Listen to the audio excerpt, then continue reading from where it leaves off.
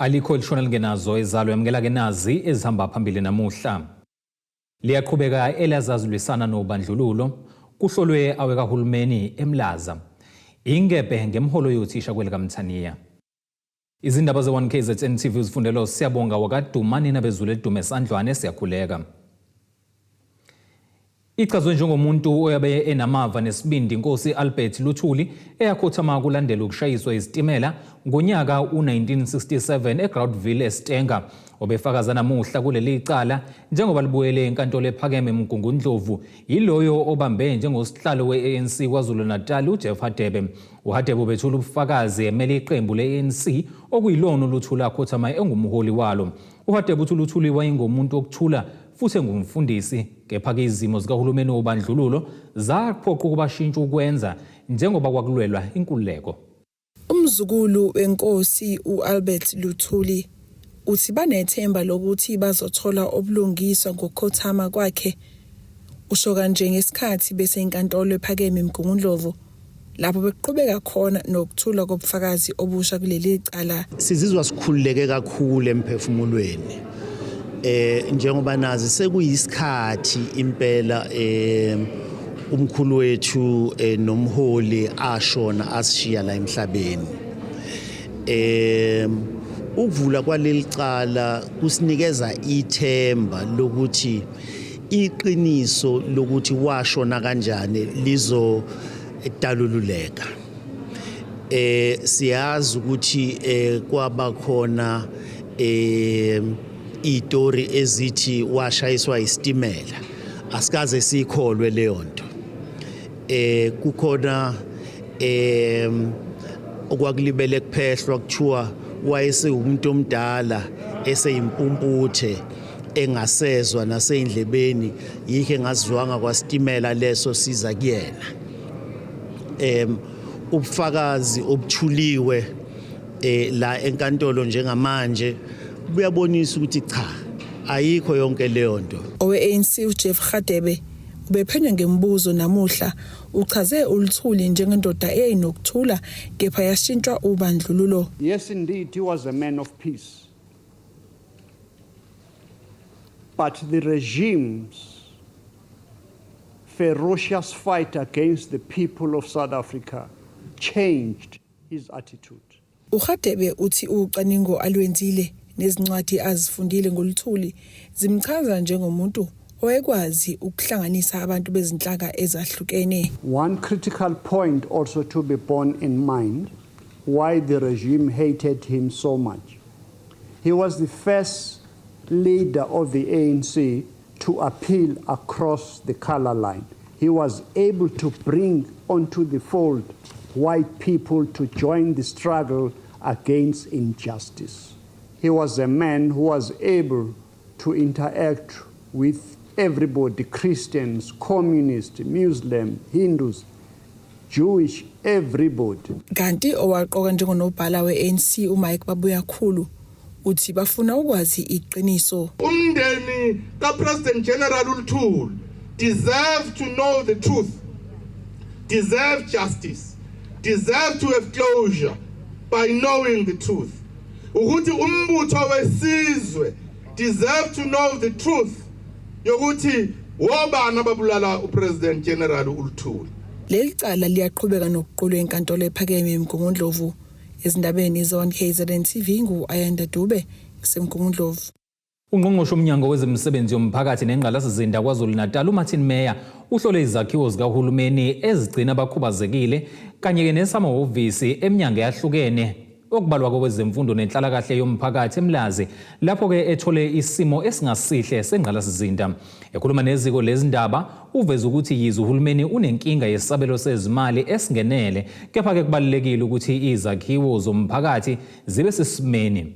Basonga ngula kunqamuke izandla abakhubazekile ukuvukela isikhungo abahlala kuso ezinze eMlazi enduduzweni nalapho bedalule khona ukuthi ke kabahambisane nezinhlelo zokuvalwa kwalendawo kanti sebehambe kwaguga isicathulo bezama ukulwisana nakho. Sinencwadi ethi Operation Buyisa. Le ncwadi ethi Operation Buyisa sawunikeza umnyango ngo2010. ukuthi indawo yasenduduzweni ngoba umnyango uyahluleka awuyibuyise kithi siyiphathele.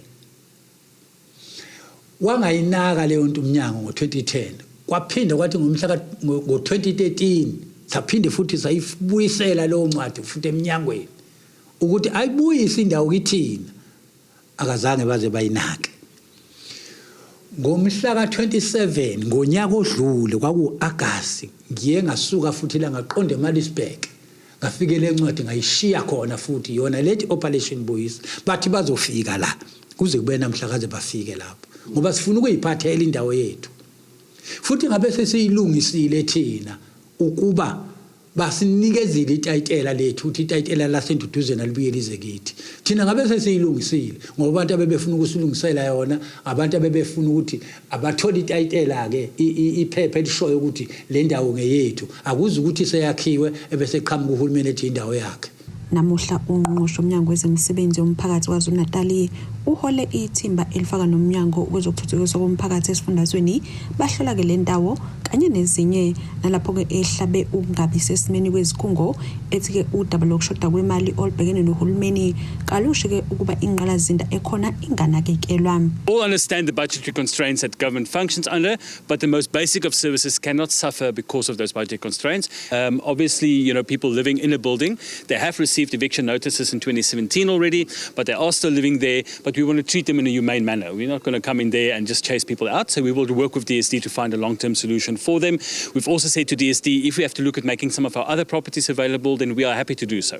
Lesikhungo esakhiwa ngeminyaka yobandlululo sabeke sizinze eWestville kepha sabuye sasuthelwa eMlazini labeke bathi lena indawo lapho ke abakhubazekile babehlangana khona benze imisebenzi yezandla nokwahamba ke iyavalwa bakhala ngesimo esingesihle abahlezi ngaphansi kwaso kanti bathi ke udaba lwabo selubameli kanti futhi ke sebebhalele noNdunankulu wesifundazwe kwaZulu-Natal bemnxa ukuba ke angenelele. Asikumukeli lokho ngoba bona bekufanele benze ngalendlela uhulumeni enza ngayo ethutha le ndawo eWestville eyiletha la nabo bekufanele bafune indawo lapho ke mhlambe bezosakhela khona enye indawo ebese ke bese bethi cha ke phumani ke lapha nansi yake indawo sesiyakhile njengoba kwenza uhulumeni omdala. Uvele ke ukuthi yona le ndawo isidayisele isikhungo semfundo ephakeme iMUT ehlala ke ukusenza izindawo zokuhlala abafundi. Ezindabeni ze1 KZN TV kube kuntombi khona Vubu eThekwini. Ukusabalala kwembiko mayelana nezinkinga zezezimali ezibhekene nomnyango wezemfundo esifundazweni kwaZulu-Natal kuphakamisena amahlebezi ukuthi ke abanye bothisha bengase bengayitholi imiholo yabo. Izinyunyana zithi ziyaqonda ukuthi umnyango unezinkinga kodwa ke wenza isithembiso ukuthi othisha bazoba seqhulwini ukuthi bayahola. Umnyango wezemfundo uwachithileke lamahlebezi asesabalele. Ukusabalala kwezinkinga esibhekene nomnyango wezemfundo esifundazweni kwaZulu-Natal sekuphakamise amahlebezi athi kungenzeka othisha bangaphezulu kwezikulungwane 2 bangaholi makufika usuku lwabo lokholanga. Inyunyana yothisha inathu ithi lokho ngabe kuguqisa isifundazwe kuphinde kususe nothuthuva njengoba umsebenzi nomsebenzi enelungelo lohola makuphela inyanga. Le nyunyana iphinde yaveza ukuthi uma lezi indaba ziqiniso kuyomele uhulumeni kazwelonke alingenelele lolu daba. Uma lezi insolo eziserious kangaka ziyiqiniso kungacollapse izwe lethu noma isifundazwe sethu. Asikhumbuleke ukuthi iSouth Africa phela iyizwe lilodwa, ifundazwe ziphethe phezulu. Kungafanele ukuthi kungenelele umnyango onational ukulungisa lokho. Kodwa njenge National Teachers Union emihlanganweni esibe nayo neDepartment of Education bakubeka kwacaca ukuthi yebo imali ewu90% kwibudget yabo iye emaholweni othisha bese ingabibikho ke imali eyanele eyakwezinye insiza nakhona kusidalela inkinga ngoba othisha sithola ukuthi bagcina basebenzisa imali zabo ukurana izikole uma beya kuma workshop nokusika nje utshani nje wakuye kuthiwe iDepartment ihamba ibheka ischool readiness ukuthenga ugesi nokunye njengoba imali yama norms and standard kukhona izikole engakangeni kuyo ngabe sekuyihlazo kakhulu kwe uma sekuthiwa othisha abakwazi ukuthi bahole. Kodwa umnyango exoxeni kwethu nawo bathi akukho ngisho kwi vocabulary yabo ukuthi othisha bangase bangaholi kaZulu Natal. Bangakhatha yonke indawo ukuze othisha bahole ngoba kungabe phela bafuna nje kube khona uthuthuva ezweni. Akekho umuntu ekufanele asebenze bese ngayithola imali yakho. Lokho ku against nomthetho. Ngakho ke siyethemba umnyango sisawethemba kwamanje ukuthi ngeke ufike lapho. Ungqongqoshe wezemfundo esifundazweni KwaZulu-Natal kulendele ukuthi athule isabelo mali sakhe mhla zingama-29 kwephezulu nalapho kuzobonakala khona ukuthi ngakube izinkinga bazosixazulula kanjani. INATU ithifisa ukubona ukukhokhelwa kwesikole imali yazo yokwenza izidingo zesikole kanjalo nokuqiniswa kwezokuphepha esikoleni kwinkulumo ezothulwa ungqongqoshe ngasekupheleni kwenyanga. Sicabanga ukuthi kufanele bakubhekelele kakhulu ukuthi asikho isikole kufanele singayitholi ibudget yaso. Yiloko kubalulekile ukuze izikole zikwazi ukurana. Angithi njengamanje sithola ukuthi oprincipal bangena kakhulu emaphaketheni abo ukuthenga ugesi wesikole, ukunquma utshani egcekeni lesikole, kungabe ukukhandwa kwemishini, ukuthengwa kwamaphepha. Ngakho imali le yezikole cha babheka ukuthi izophuma. Uma kukhona izikole ezikweletwayo ayiback paywe ngoba uma bethi abazoyi back payer othisha abangaphakathi esikoleni bakoletwa isikole. Ngeke ke umsebenzi kahulumeni akweletwe uhulumeni. Ngakho ke kusidalela inkinga kakhulu it compromises isecurity esikoleni. Siyakhumbula ukuthi ikakhulukazi kaZulu Natal sibe nenkinga yokulinyazwa kothisha, sibe nenkinga yokulinyazwa kweingane, izimpe ezikhona. Njenge National Teachers Union kade sakhala sathi isikole nesikole kufanele sibe nani nesecurity futhi ingabi yodwa isecurity okungenani kube neratio ukuthi isikole masinezingane ezingaka kufanele ama security abengaka kodwa sesimemeze akukaze kuzwakale baqhamukisa lento ebizwa ngebudget cut njalo. Umnyango wezemfundo ukhipha istatement ukuchitha eyokuthi kunothisha bangeke bakwazi ukuhola ngenxa yezinkinga zezimali esibhekene nomnyango. Lo mnyango uthi othisha bayohlala beseqhulwini ngaso sonke isikhathi njengoba bewumgogodla wemfundo yabantwana. Ezindabeni ze-1 KZN TV kubekuthi abantu maphumulo eRichards Bay. Ake sihlabana nali ikhefu sihlangabeze futhi nezinye masibuya.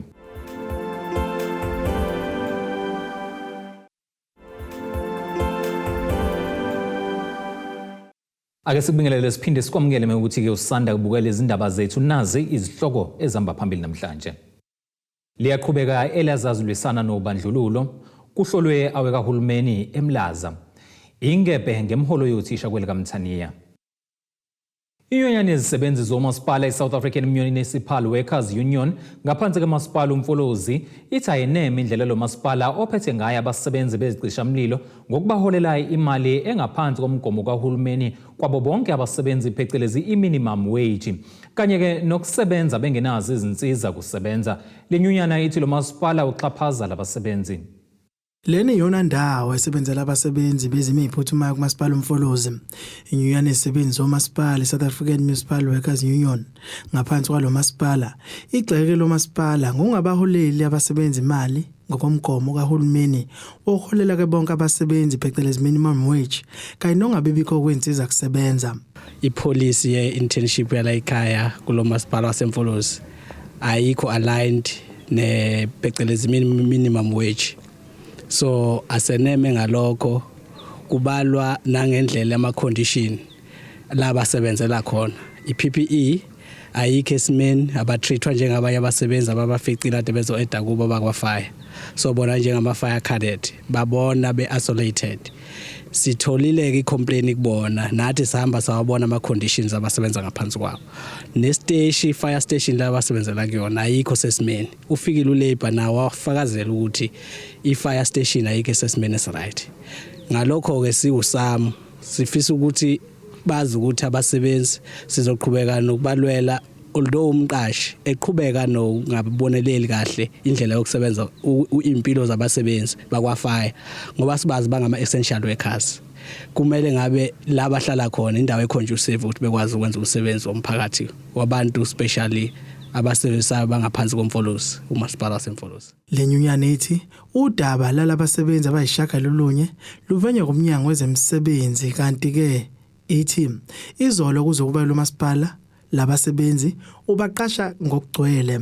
uma usebenza ungakhokhelwa according to minimum wage yase South Africa lokho kukhomba ukuthi usuqhaphazeke kakhulu kodwa ukuze sibona ukuthi siyasebenzisana yini nomqashi kungcono umqashi aba-absorbe bebothole i-job security kuyobe lokho sekubenza nabo behlisa umoya ekuthenini kade beqhashaza all along ngoba sebehlale bafike banikezwa baqashwa ngo6 months okokuqala kwakuyiphutha kwalelo ngoba ithi ipolicy yakulomkhandlu umsebenzi ongena nge-internship program uqashwa i-minimum i-duration yakhona i-2 years then bese kuba nendlela option ukuthi benga-extend amasadinga i-service yakho laba aba-8 abasebenza abangama-fire cadet bafike baqashwa ngo6 months okungekho-ke according to ipolice okokuqala lokho wrong okwesibili ba-extendelwa futhi ngo6 months ima kade beba-extendela okugcina beba-extendela ngonyaka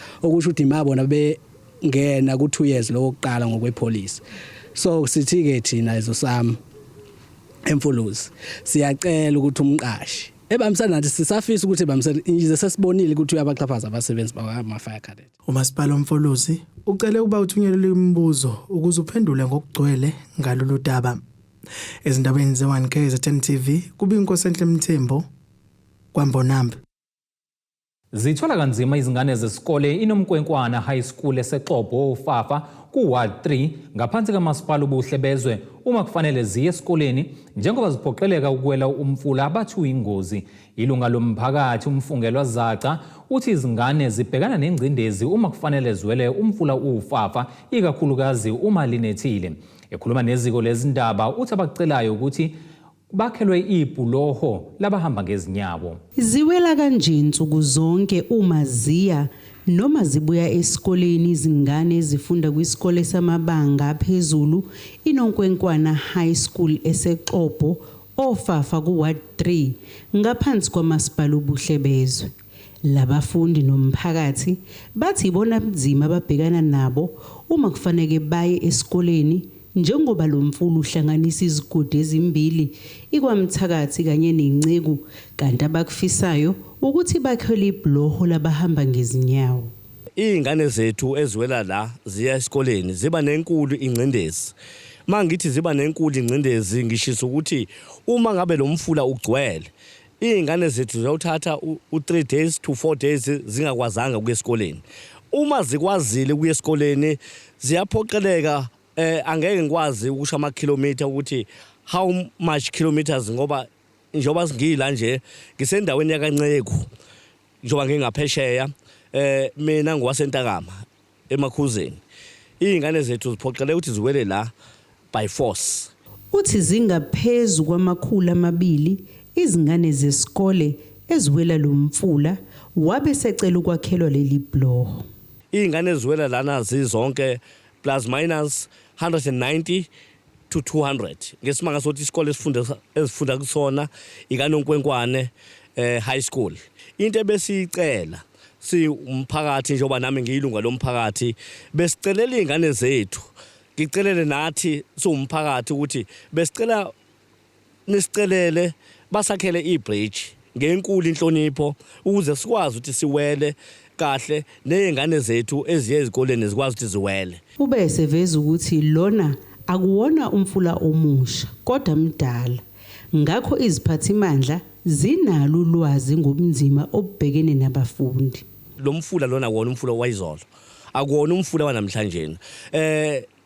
Nobani okaMasipala uyawubona umfula wehla wenyuka. Uyathi ingane zethu ziwelaphe ngoba phela indlela le iqondile iyabona ukuthi ingane zethu ziyafunda lapha yana. Abafundi bazicelele ngokwabo ukwakhelwa ibhuloho labahamba ngezinyawo baveza nobunzima bokusebenzisa lo mfula. Mekunethile nje kuba inkinga nje impela nje abanye nje bethu size sidraye. Kuba nzima kakhulu ke lamaswela yabo lo nikubona la kusekuncane. Ya ngelinye ilanga saswela la umfula uyangenisela ingane ziyawa phoqa ukuthi asikhumule ibhuloho emalinganyuke yalikhumula hambe ngetrunk. Andike nodaka indlela lenzima kakhulu.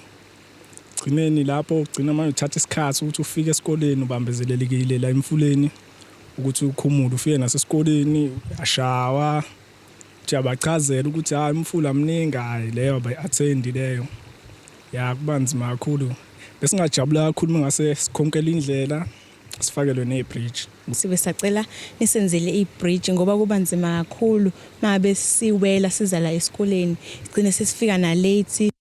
Iphunzile imizamo yokuthola umasipala ubuhle bezwe. Bebethembisile ukubuyela kuthina ngalolu daba nokuze kwashaya isikhathi sokuthi siye emoyeni bengakabuyeli.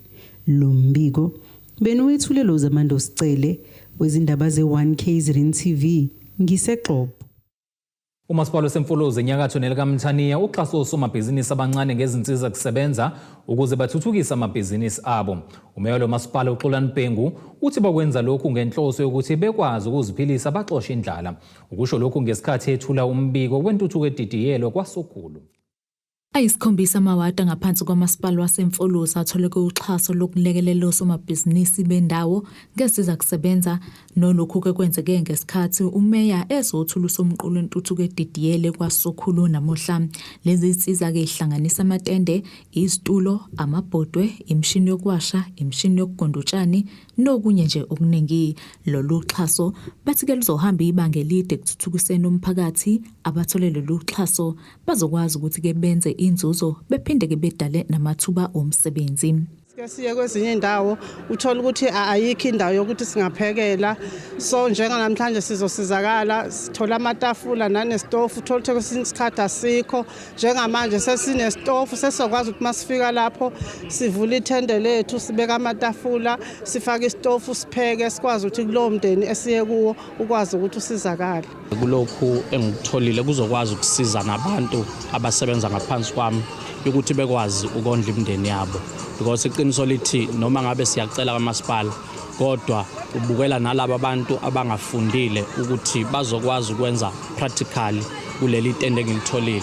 But ke leli tende engilitholile nezihlalo sometimes kuyenza ukuthi uthola ukuthi usiza abantu uthothi bashonelwe abanalutho. Uyakwazi ukuthatha lelo tende uyonikela ngalo noma ngabe ufuna ukukhanda inzuzo, kodwa iqiniso lithi nabantu abahlwempu ngiyakwazi ukubalekelela for mahala ngaphandle kokuthi ngibakhokhise ngisho isenti. Imeya lomasipala uMfolozi uXolani Bhengu uthi ke njengoba elakuleli lentwela amathuba emisebenzi uhlelo lokulekelela imfelandawonye luhlaso ukuba ke lunike intsha kanye nomphakathi ukuba ke ithuba lokwa beziqalela amabhizinisi abo ukuze bekwazi ukuziphilisa bexoshe ikade eziko.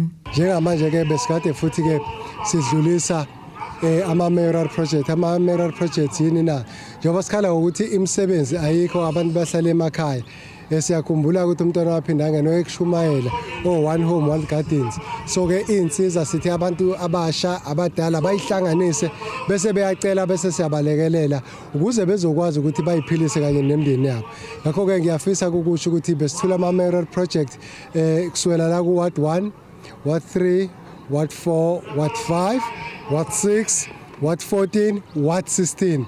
Onke lama project lawa ebesiza abantu besimame kanye nabesilisa abayihlanganisile ukuba bazama ukuthi bayiphilise. Sekuthi ngokulandelayo futhi kuma ward ase inland ngapha kwaSakamthetho nakhona futhi ngifisa ukuqinisekisa ukuthi ama ward aseMfolozi awu18 okusho ukuthi ama project esiwathengile awu18 okusho ukuthi ayikho iward engazobenefita kulolu hlobo lama-mayoral project. Ukuze ke kuxhaswe lama project umasipala ubeke eceleni isamba semali esithize esizobhekelela ukuthi ke uma kufakwe izicelo laba basuke bezifakile baluthola uxhaso. Sike sibeke imali engango 2.5 million ukuthi ikwazi ukuthi wabhekelele onke. Siyazi ke icelo ziningi kakhulu kodwa siyabanjwa sichaze kubantwini bakithi ukuthi angeke bekwazi ukuthi bakuthole kanye kanye. Njengamanje khona sibathathile uma ngakabi wena siyacela ulinde siyeza kuwe ngenxa yokuthi izicelo ziningi kakhulu. Njengoba uBhenge bethula kusomqulu wentuthuko edidiyelwe ekseni uqale wavula ngokusemthethweni ke umgwaqo insikeni kwaSokhulu. Lezi izindaba zo1 KZN TV ngingusamkeliswe Nqulunga ngikwaSokhulu. Ake siphinde futhi sihlabena nalo elinye ikhefu siyabuya nengosi yezomnotho kanjalo nezemidlalo uma sibuya.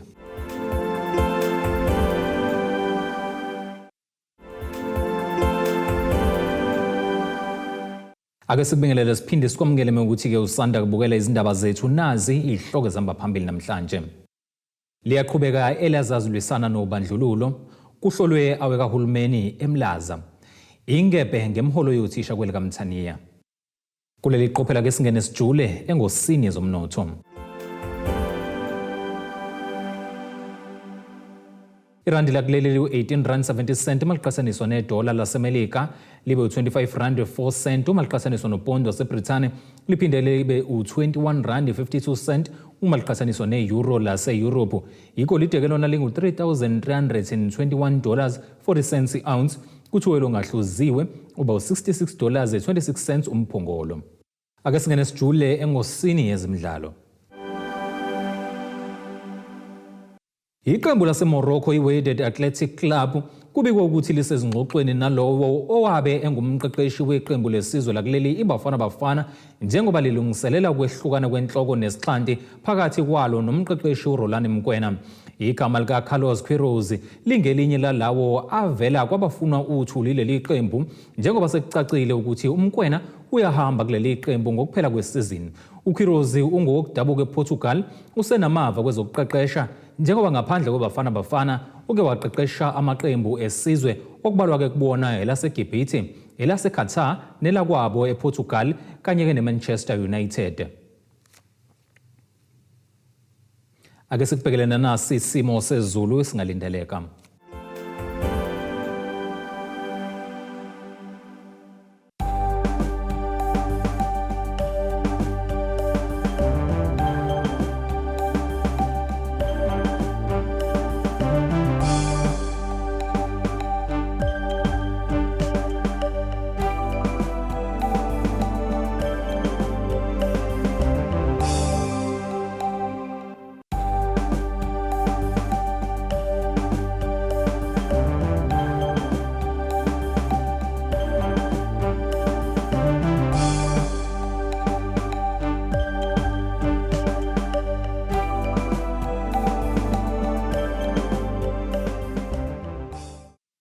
Zulumnyama indlela zimhlophe ngezikuqisa bese kuphathele zona namhlanje okuhlangabezana noma kanjani futhi kusasa ngesikhathi esifanayo. Abethuli bethu bezindaba baxhaswe iThulis Bayview Bridal. Ungabashayela kulezi zinombolo ezivelile.